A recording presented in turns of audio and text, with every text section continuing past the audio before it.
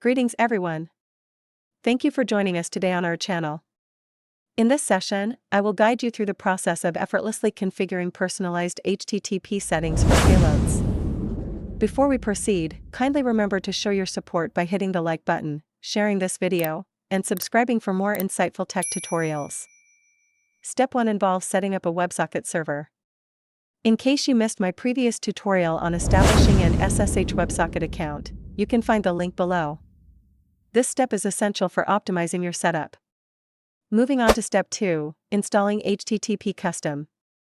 Begin by visiting your mobile app store where you can download and install the HTTP Custom VPN application.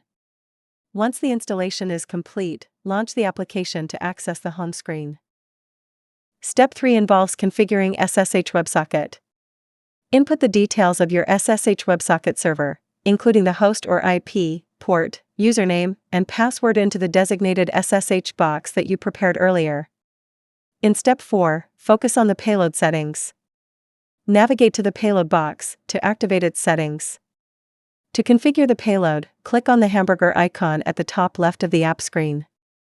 From the utility section, select the payload label.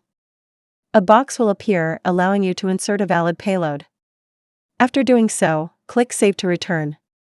Step 5 introduces the payload generator, which plays a crucial role in this process.